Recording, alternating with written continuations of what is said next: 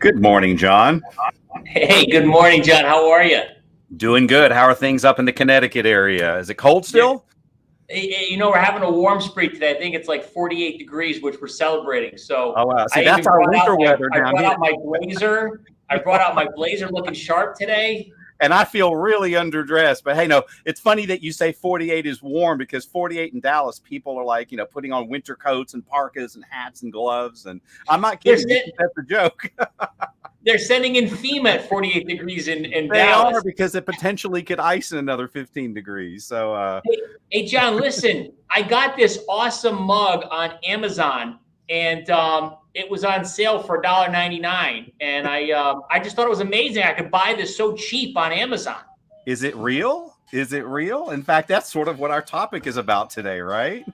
Well, let's learn more. Who do we have on today, John? Yeah, so first of all, I want to welcome everybody to episode 21. We're in our second season, and today we have the CEO of Potoo Solutions, Fred Dimyan. Fred, let's bring him on stage. Welcome aboard. And you're up in the Connecticut area too, right? We are. We're based in Norwalk, Connecticut. Where it's 48 degrees and, as John says, warm. Compared to yesterday. So you have a really, really cool company, and we would love to talk to you about the company and everything. But first, we got to start with the name of the company. You have to tell us, what does Potoo mean? And I see that sort of logo behind your shoulder over there, something peeking out from over your shoulder. There is. We've got a few of them in the office. So a Potoo is a camouflage bird that's indigenous to the Amazon rainforest. It's actually a predatory bird. It's behind the scenes. So it's one of those birds where if it was on a branch, you couldn't distinguish it from the branch. And that's really a good analogy for what we do as a company. We're behind the scenes, helping the companies that we work with, the brands we work with, shine. Cool. Hey, Fred, that brings up a good point. So if I got this mug on sale on Amazon for $1.99, how would I know it's the real John and John Show mug? That's a good question. So Amazon works against counterfeiters. We work with brands to help that process also. So there are like the black market counterfeit goods, but there's also a lot of gray market goods, things coming in from other countries or other regions or possible outlet stores, or sometimes people purchasing stuff on coupon or at Costco and breaking up packs. And we help companies identify those items. But yeah, until you get it in your hand and really distinguish it, it's hard to tell. And we've worked with some brands where even a brand manager might have the item in their hand and need to pass it on to other people and sometimes a lab to determine if it's genuine or not. When you have a big name brand, the level of counterfeits are extremely high, and it's hard for anybody to distinguish a counterfeit from a genuine item. So this reminds me a little bit, and Potoo, you'll have to tell us more about kind of how you got into this and what made you think of this, but it reminds me back 20 years ago where, there'd be a big truck that might pull up and they open up the back of the doors and there's a bunch of speakers for sale. And, you might buy some speakers or sneakers, and then the truck took off and, everything's gone. So this is the modern day digital version of that truck. Is that what's happening, or is that a good analogy? Yeah, that's exactly it. So 20 years ago, the truck might have pulled up to bodegas or corner stores or smaller retailers, but those smaller retailers have been squeezed by the large retailers, and that truck is not going to pull up to a Target or a Walmart and sell pallet loads of items. They won't buy it, but that truck could be shipped to Amazon or eBay or Walmart, and you could sell as many items, especially when you have a large brand. You could sell through an entire truck of a large name brand relatively quickly online. Incredible. And what made you think of this? What made you think of the Potoo and coming up with this idea of protecting brands? How'd you get into this business? Yeah, I was actually a very large seller on Amazon, and my current business partner, who's been a friend for a while, he had a issue with a brand he was working with. So he worked in-house at a brand, and he's like, we've got this issue on Amazon. What should we do? I really had no idea how large of an issue it was. I really thought large companies had people and systems to take care of this, but then we quickly realized large companies are phenomenal at winning world wars. So how to get end cap space, how to get into Walmart, how to produce stuff less expensively and better quality, how to do marketing in the Super Bowl and build a brand. But really what's going online in marketplaces is a street fight. And those companies are not as equipped to fight this street fight. That's where we go in and help those brands. So we like to say we found the business, but it kind of found us. We realized there was just a ton of demand and we couldn't ignore that, and started a company around it. And so just to give us order of magnitude, I mean, I guess I'm going to use the word infringement. I don't know a better word. How many of these infringements really are out there? Do we really think? I mean, it must be just an astronomical number of them, right? Yeah, it's a high number. I would say most of the things we see are self-inflicted wounds. So companies having distribution policies that aren't fit for the internet age, sometimes how they deal with clearance items or liquidated items. So sometimes we're uncovering issues. Somebody might have a different pricing policy, for example, in Germany than they have in France, and people are importing the goods. So some of them are self-inflicted wounds. And when you clear those out of the way, then you could look at the more nefarious behavior, counterfeiters, coupon fraud, things like that.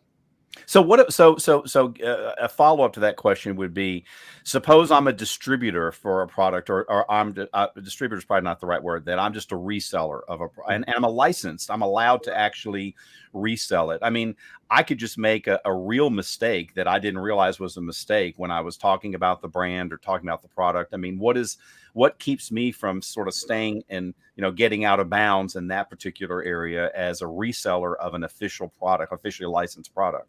Yeah, so if you are an authorized reseller of an officially licensed product, most of your behavior is legitimate.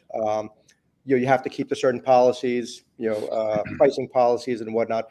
So we help identify that. But often those authorized, legitimate distributors of items are pressured by less legitimate sellers of items. So, for example, maybe a good way to think of it is two different kinds of marketplaces. There's horizontal marketplaces like eBay, where you have one item being sold by 10 people and there's 10 different listings. But then you have Amazon, where it's vertical, where you have an item being sold and the 10 sellers are underneath selling competitively.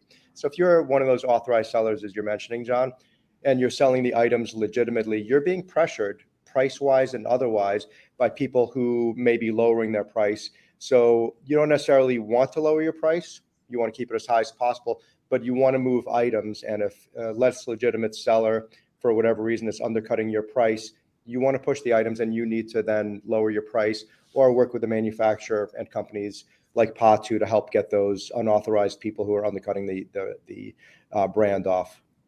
You know what this reminds me of is back in the days when I was doing analytics in retail, is, sometimes there's strategies. Procter and Gamble, they want to move Tide specifically in a very small market. So they get very aggressive on pricing, and they would have special coupons, etc. But now, because of Amazon, there's a threat of that one central area marketing kind of being exploited across the country overnight. Is that kind of what could happen, right?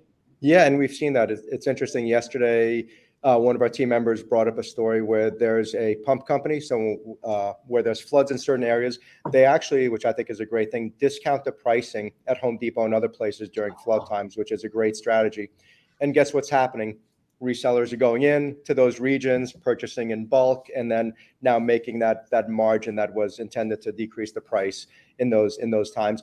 There's coupon fraud. There's other things that may go on where it might be a Costco. People are selling discounted to Costco in a larger pack, and people are breaking up that pack. So large companies, as you brought up, have complex pricing strategies, promotional pricing strategies that we help uncover. And again, to my previous point, sometimes it's self-inflicted wounds. How are you getting rid of your liquidated items? You might want to ship them outside the country. Are they actually going outside the country? Or are they being possibly repackaged and being resold on some of the major marketplaces? And are there certain types of products that this is more prevalent, for that to happen, or brands where this is more prevalent? I mean, yeah, where you get a large discrepancy between, like a large distance between the cost of the product and the end price of the product, and then sometimes it's in apparel where the cost to manufacture a shirt might be in a few dollars and it's being sold $100 or more. So those are typically the items that might be counterfeited or copied. Think of anything that you and I could, I don't know, take a logo and put it on something, and now you have a significantly higher value. So Size-wise is important, right? So are the items ideal for online retail? Refrigerator, nobody's going to counterfeit a refrigerator. They're typically not being sold in mass online, but apparel, sometimes health and beauty items. So think of, something that's 98% liquid, a skin cream, a shampoo, things like that, which are easier to, counterfeit. And people counterfeit money, to be able to counterfeit a label on an item and put something that's very similar on the inside does happen.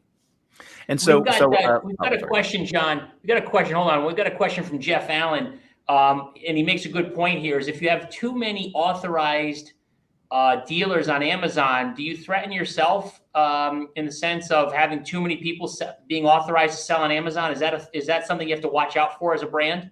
Yeah, that's a great question. So when we talked about the vertical market, so you want to make sure your items are in stock. You want to make sure they're being sold by legitimate sellers. But unlike brick and mortar, where I want to get to as many stores as possible, if they're all selling one item, how many people do I need selling? I need maybe one person to back the other person up, but I typically don't need more than a few authorized sellers.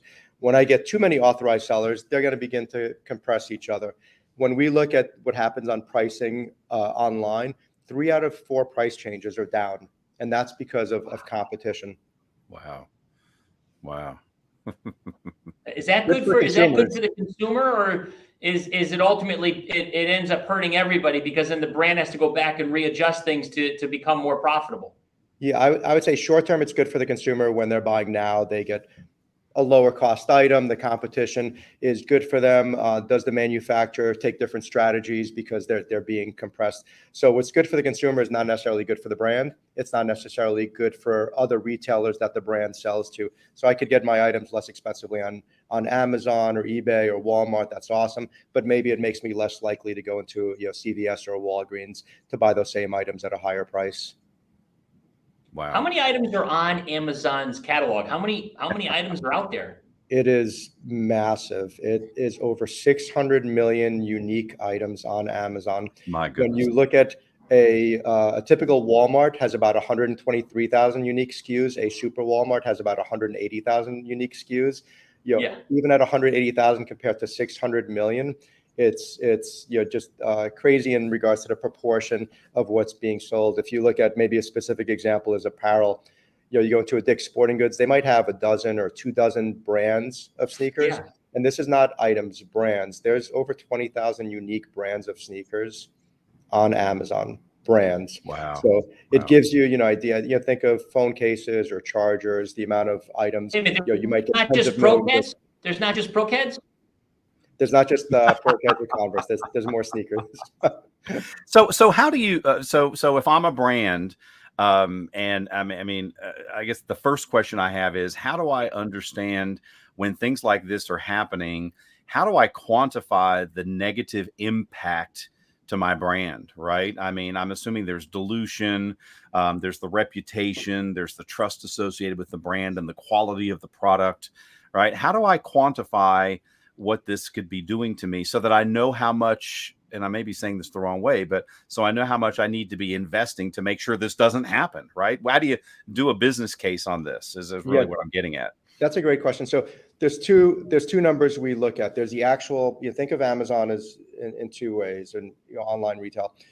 It's a place to sell items, but it's also your largest reference catalog typically, unless you're like the Nikes or the places that get a lot of views to their individual website. Most brands are more viewed on Amazon than they are viewed on their own website. So not just from a price point perspective and making sure authorized sellers are selling the items, but from a review perspective. So sometimes an unauthorized seller might have an impact on the price, but they might have an impact on the review depending on how they're shipping it or the quality of the item. And that actually may be more impactful. And online retail, as large as it is and as valuable as Amazon is, as a company, it's still only a fraction of what's being sold in brick and mortar. And Amazon is the reference point, both for consumers going into stores, but also buyers. If I'm a buyer at Walmart or Target, it costs me nothing to get the reference price on Amazon. And that is the new MSRP. It's not what the manufacturers are telling you what the price is. It's the price on Amazon that all their consumers are looking at. So they didn't know they created a the service, FCC. right? They didn't know they even created. Amazon didn't even know that they created an MSRP service for everybody in the world, right? Exactly, and it's to their advantage. They're selling items less expensively, and they're pressuring their competitors at Walmart and elsewhere. Yeah, so I was just wondering, if it happened to me and I was trying to sell something. I'm a big company. I'm selling things out there.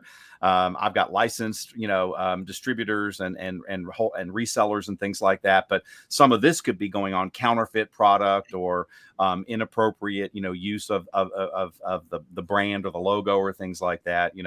How do I know first where to start? What do I need to do? And then how do I know I can go to sleep at night feeling good that I'm doing the right things in this particular area? So the marketplaces are highly supportive to efforts brands are putting in, but brands have to put in the efforts. So it's not up to Amazon or Walmart.com to understand your brand, the distribution, the different catalog of items you may have or may not have. What they're going to do is be supportive if and when you find out there's any nefarious behavior or counterfeits. But it's not Amazon's job to determine if this is a Canadian version of an item versus a US version of an item. They're not going to understand your catalog. And sometimes at those large companies, not everybody understands that catalog. So first kind of narrowing it down and saying, is my catalog reflected the way it should be online, the way I want it to be? And then within there, who's selling it? Are they legitimate?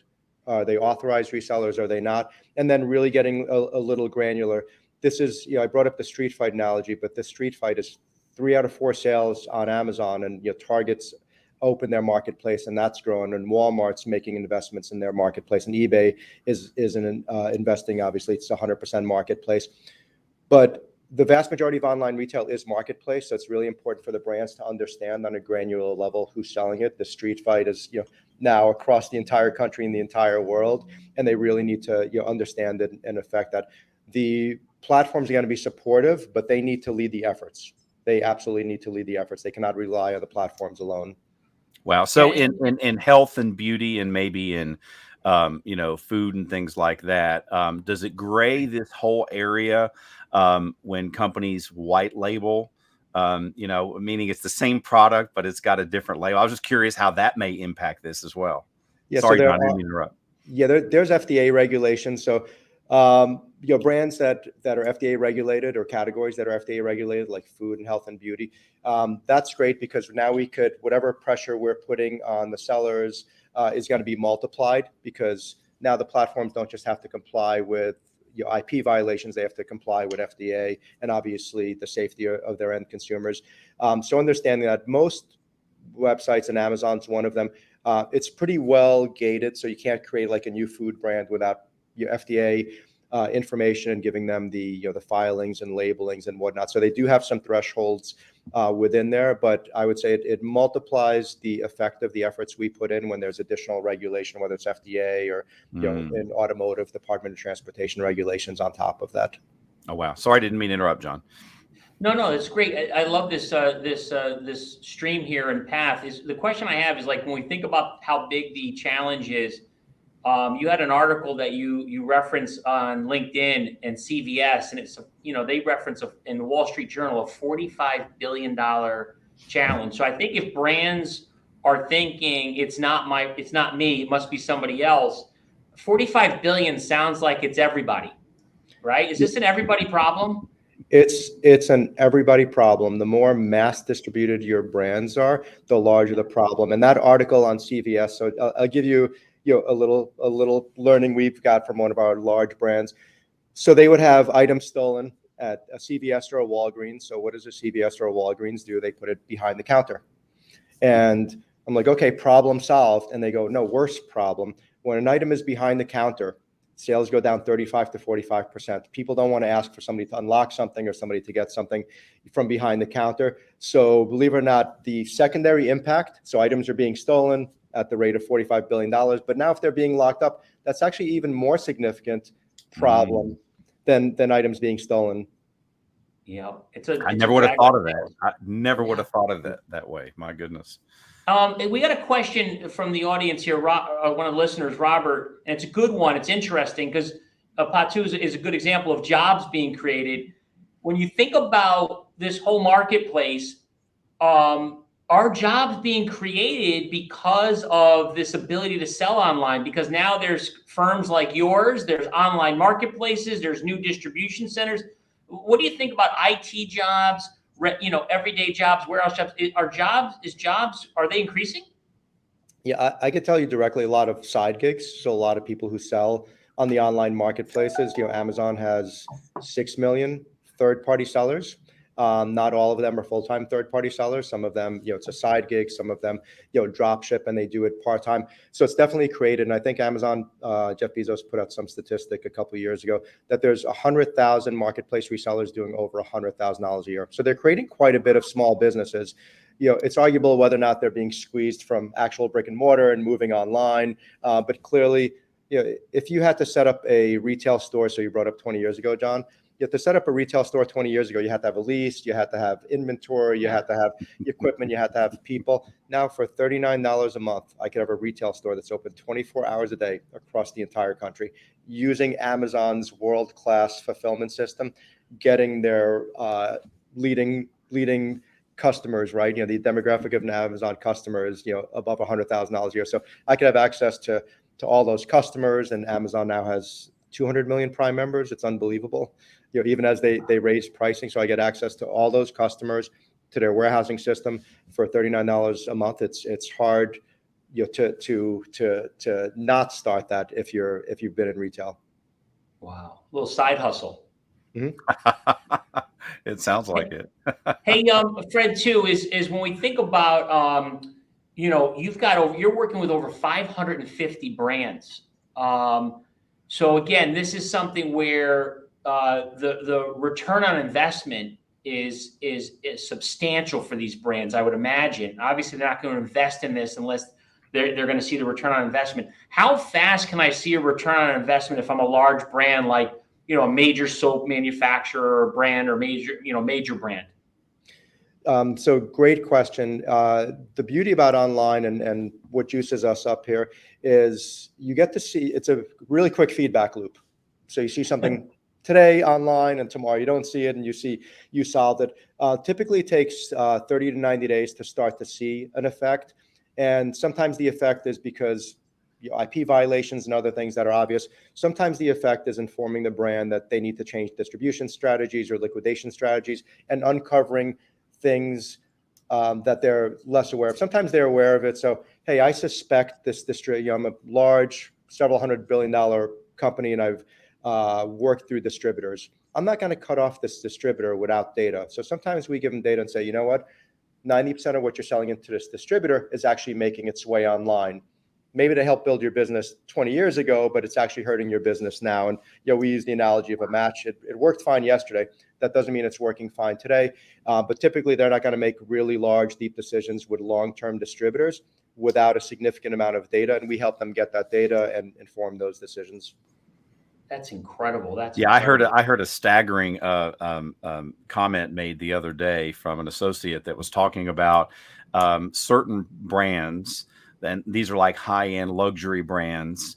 And I think the one that we were talking about specifically was women's purses, that when they have extras, they actually work on destroying them before giving them to other people to resell because of the brand dilution concept, right? And talk to us a little bit about that, because that's just unfathomable. You would think, oh my gosh, if they can get something for it versus nothing for it, that intuitively that may be a better business decision. But that's really interesting that people would go so far to actually destroy their own product before allowing it to be sold sort of sub-channel from a pricing perspective. Yeah, that's a great point. And hopefully they destroy it, John. We've seen situations where somebody's contract manufacturing certain items and there's a defective batch, and the contract manufacturer is not throwing away that defective batch. They may be selling it on Alibaba, and it may be making its way online. And now you get a really high quality item, correct. It's hard to distinguish that. Sometimes you get an overrun. So a factory is running an extra shift for itself and selling the items, online. Wow. So if and when it's destroyed, that we actually view that to be positive. So if you could guarantee it's destroyed, but it's interesting. We uncover things like that, or people liquidating of items properly, right? Are they telling Target to clearance the item out versus telling Target to destroy the item so it doesn't affect their retail price? Are they working with their contract manufacturers to ensure the items are destroyed? So making sure that if they're destroyed, to answer your question, if they're destroyed, that's a positive thing. If they're not destroyed, and sometimes they're not, somebody's dumpster diving into what should be destroyed or discarded, and then figuring out how to sell that on Amazon. There was a story about somebody who was dumpster diving Trader Joe's and selling the items online. So Trader Joe's was discarding the items in there, and then this person was going in and selling them online. Wow. I never, until I heard that comment, I never would have thought about that a company intentionally destroying its own product, even if there wasn't any fault with it, right? Just to make sure it didn't dilute the brand and end up in the wrong reseller's hand, right? That's really interesting. But hey, Fred, listen, we've got a couple minutes left, and I want to leave listeners. John and I want to leave listeners maybe with a little tip, some tips. Obviously outside of contacting you, what are 2 or 3 things that brands should be considering? Are there audits that they can do of themselves? I mean, what would you say? How could you leave with a couple tips for people? Yeah, I would say look at Amazon and online marketplaces as both a place to sell and their catalog. So it's really important. Realize the competition online is significantly larger and deeper than the competition you may have in brick and mortar. So companies may be doing research on known competitors. If you look at CVS, how many different brands of toothpaste are they selling? Look online, is significantly higher. So there's known and unknown competitors. The unknown competitors, the people that are crushing it online, may one day be known in-store competitors. Wow. So when you look at how retailers want to compete, they want to catalog, Target or Walmart. Their greatest competition is an Amazon. So they want to have the right products that are being sold. Amazon itself opening stores, 4-star stores. So understanding what is possibly unknown competitors, and we've seen, and you could look at it yourself as a consumer, there's a lot of categories online on Amazon where the top selling items are not known to you, and what's known is the reviews. So think of from a review perspective. If you had a known brand with 3.5 stars versus an unknown brand with 5 stars, that's top selling in the category, which would you choose? So consumers are really looking at reviews as the new brand name. So looking at it that way, my catalog correctly, who are my known competitors, who are my unknown competitors. More important than the amount of sales going through the third party or on Amazon is the reviews. That's what people are going to look at, and they might be at brick and mortar, and that might influence. So making sure the items are cataloged, as I'm not telling them how to catalog, I'm just telling them they should be cataloging it and dictating that, not the resellers, not the online platforms. They should drive that process. Wow. This is really, really fascinating. And we told you that the time would fly by, and it sure did. We would love to bring you back in a couple of months if you'd be open to that, to talk about this, because I can imagine as more and more online transactions happen exponentially every day, that this is going to get to be an even more interesting topic as time goes on, right? Yep. Yeah, I'd be happy to be on. And yeah, those are the early days of e-commerce. Yeah, and if people have questions, certainly you can reach out to Potoo or chat with us, and we're happy to get you in contact. But certainly, I think it sounds like at least getting educated on this topic as a brand is incredibly important if you're not already, it sounds like. Thank you, Fred. Right, well, really appreciate it. Thank you so much. Thank you. Take care. Wow. What an interesting topic, JB, right? It's interesting. We talk about security all the time. And in fact, I think we've had several shows dedicated to security. But to me, this is sort of along those lines. And it's really important. It's really important. And as everything is dramatically moved to online over the last couple of years, and I learned a lot in this episode. Yeah, I think, look, it just, the technology and data analytics and all these other components have just helped people move things faster, whether it's good or bad, meaning whether it's a counterfeit or a low price. So, I think we learned that. The second tip I learned is you and I need to do a side hustle and start selling our mugs online. I mean, there you go. No, I agree.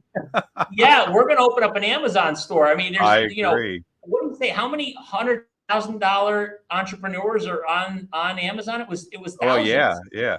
And I thought it was another interesting, I call it factoid, that he brought up, that unbeknownst to Amazon, they created sort of like the MSRP benchmarking for the world. They really did. And it's funny because he said that, and I was thinking, I do that. Even if I'm going to go to Best Buy or I'm going to go to Walmart or somewhere to go buy something, when I think about buying it, the first thing I do is I look on Amazon and I look at reviews and I look at things like that. And so I want to, I use it sort of as an education tool, but I do look at those reviews, probably even more than the brand itself. I look at the reviews, and those are very sticky. To me, 100%. They are, right? 100%. Hey, who do we have on in 2 weeks, John? So yes, our 22nd episode's coming up 2 weeks from today on Thursday, the 3rd of March. And we're going to have Uday Matasu, who is the CIO of the Jewish Board. And this is going to be an incredible conversation to talk about virtual healthcare is here to stay. So excited about that topic. And it's certainly something that's up and coming. And again, it's front and center, given especially what's happened with COVID over the last couple of years too, with things being virtual and how healthcare is moving to that platform faster than we ever thought before. Well, John, I tell you, I'd want to stay on longer and talk, but my doctor's calling in for my appointment virtually. So I've got to take this. Have a great one. Everybody. Thanks, everybody. Talk soon. Take care.